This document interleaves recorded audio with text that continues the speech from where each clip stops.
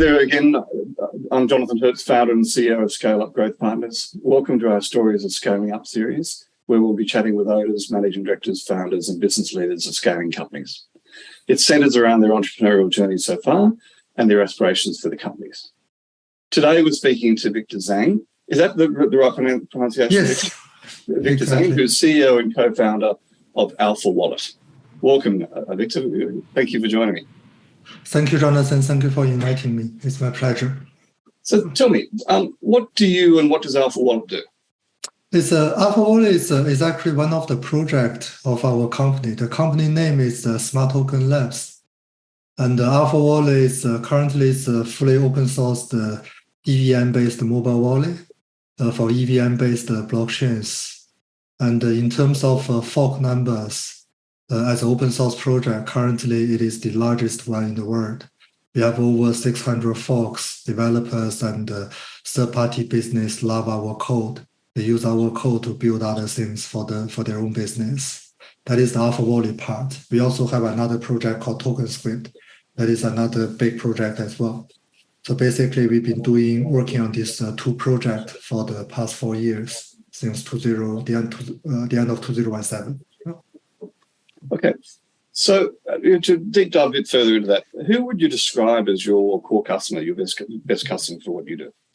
On the AlphaWallet project side, developer and business, although we don't know who they are, but they've been using our code to build all kinds of different mobile applications, blockchain-based mobile applications by themselves. Blockchain-based, okay. Yes.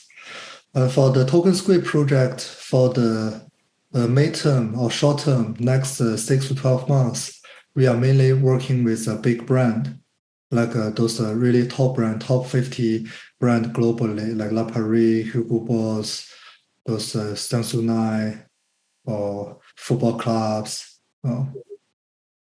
Okay. And so they're using your product to develop their own apps, is that? Yes. Okay. Remember, I'm a technophobe in some ways, so I'm just trying to get my head around. Of all the actions you've taken because of the pandemic, what are some of the actions that will remain part of your business going forward?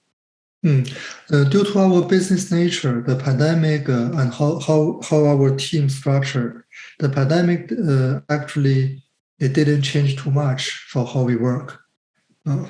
We only have 2 offices, one in Singapore and one in Sydney in Australia. And even before pandemic, we don't use the office too much. We only come to office twice a week. And after the pandemic, we come to office once a week. So it's no much change. So what are you doing when you come to the office? It's mainly for the people who in Singapore or who are in Australia to have a place to gathering together, to have some face-to-face time. To be more close with each other, to have some workshop, have some group discussion, meetings. It's interesting. I mean, that seems to be a preferred option of many companies going forward. The 2 to 3, so 2 or 3 days in the office and 2 or 3 days working remotely. So you get the collaboration and also get the ability to focus. You mentioned to me that you've got staff globally, all around the world, I think. Yes. So what is the size of your business now, and whereabouts are you distributed? Currently, we have 36 full-time people, and around 10 of us is in Australia, Sydney, and 4 of them are in Singapore. We have a quite small team, I think 3 people in mainland China, and the rest of them are in Indonesia, India, Denmark, Poland, Ukraine. Yeah. Right. Just for my own interest, what tech do you use to collaborate and work together? It's actually for the blockchain space. It's most of the people using Discord, although it is not really designed for working, but many other companies and many communities is using it. So that's why our main communication channel is an instant communication channel is in Discord. It's not using Slack or other things. And if it's something require more discussion or or will take longer time, then we prefer email. So it's mainly email plus Discord for communication. And for project management, of course, all those traditional Trello board, Agile, those style, those things. Oh. Okay, great, thank you. That's one of those things I grapple with, having a team everywhere like you, from the Ukraine through to Philippines, India, and Australia, and around Australia. So, to me, what's the future look like, and what do you see as the main challenges for your business going forward? For us, because the whole blockchain space, or what they call Web3 space, or the new advanced crypto technology space, is still super early. Even after more than 10 years of Bitcoin born, it's still super early. So the main challenge for us is the thing we build, the technology we build is still quite far advanced compared with the current market. So that's why we are still we are trying to do something to fulfill the current market right now, to do some small product. But at the same time, we 100% focusing on our long-term vision. But that long-term vision won't be realized anytime soon. So we are all prepared to invest in another 5 to 10 years. Okay. So you've been a business owner for how long now? In this space for four and a half years. So we started the end of 2017 for this Smart Token Labs.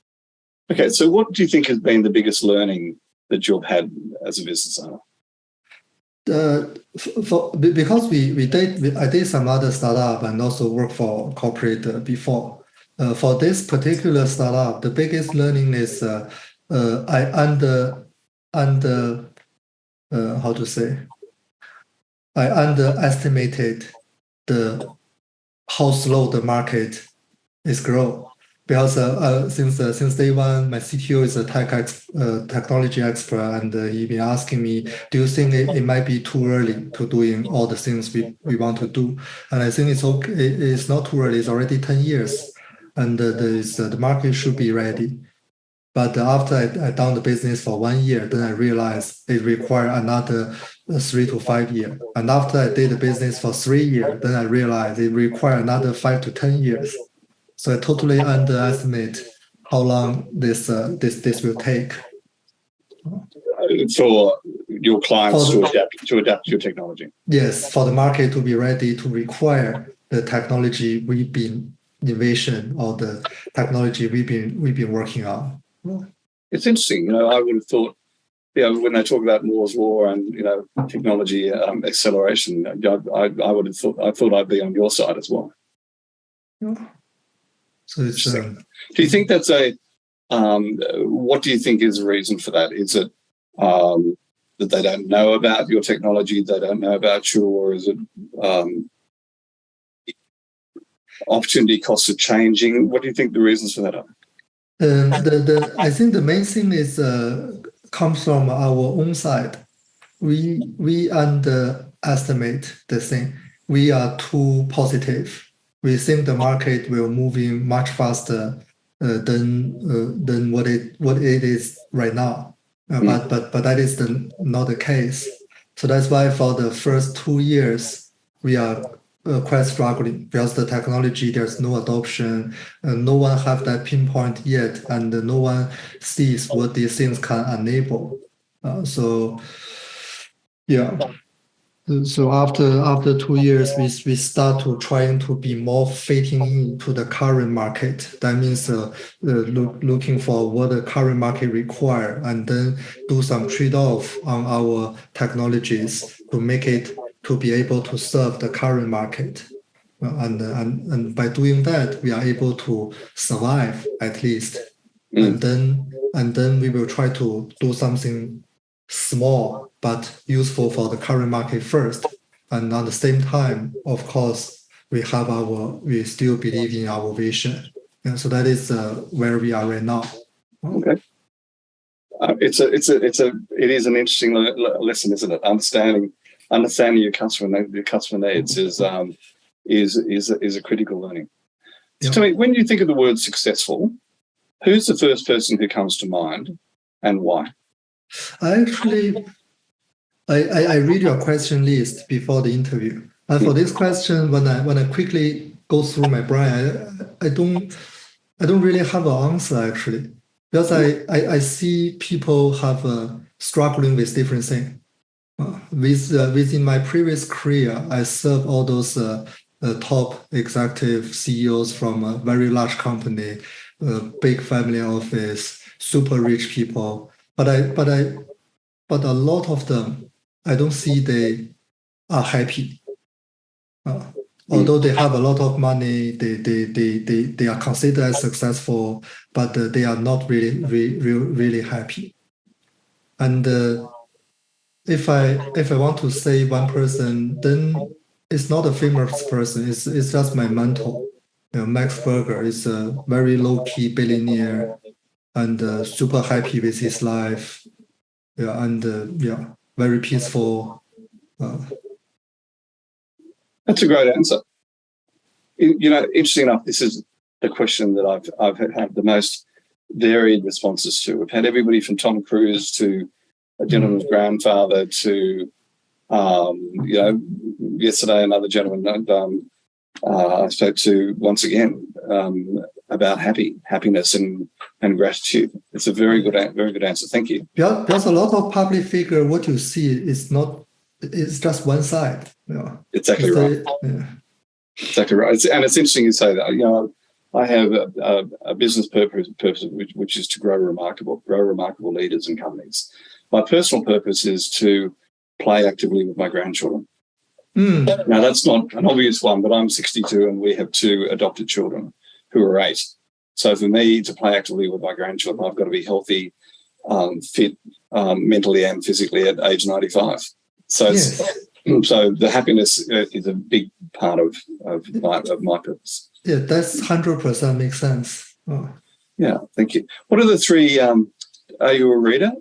Could you recommend a couple of business books, podcasts, blogs that you follow? I read The Economist because I think they are very kind of neutral media. They report the truth.